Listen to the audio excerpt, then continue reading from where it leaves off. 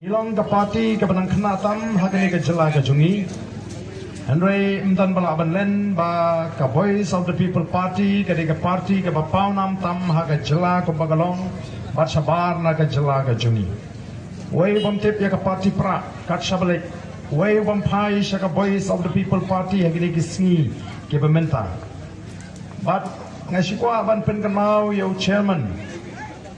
Baga Voice of the People Party ka khot ya ka jingetli ka jungi kom ka jat riu banum sha ban pharea ya ka jat riu ka jungi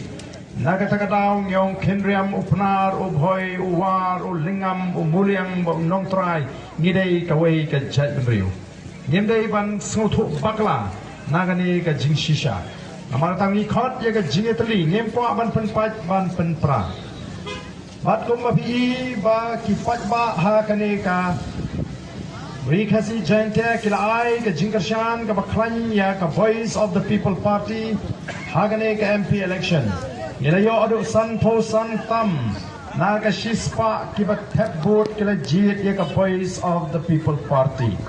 nala juang kat sabangale lada kani ke MP election ke belada kan jin lada day ke MLA election nila job hadu live war tli ki constituency na ki live hendriu ngin jin dala sanchar marway ya gane ke jela ke ngem don kam jingrap jagi wei pat ki party namar ka tagadaw ni kwa ban kintu ye piki pat ba ke bala pai shaka Voice of the People Party ba pen yaine scam bat kani ka party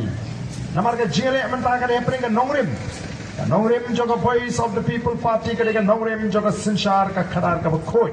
banrat ye ka bamsap banrat ye ka jingduk banrat ye ka jingle abor ka jingle silang khmat kay kata ka jingle abor kadai ketul kamala penpau dau candidate ujungi ubah berbor ya kini kisnong long dong dai kibat jan bat karyang do kibadai bandon hangni kila kinting syaram berai klem singap syuk ya ka jingot klem singap syuk ya ka jingnam nei tangga takinon shibun ba kikam le don bor jong kene ka sarkar MDA namar kata kataw ngingimi panong yenwan ra ya ka jingkala hagane ka ri ka ji kiwei pat kiseng san perthai baro kidon tang gawai ka nongrim bat ka nongrim ka jing ki kalong la ban pen kho ya ka politics oh ha ka politics te uksut baru angel hab ya ya lang kiong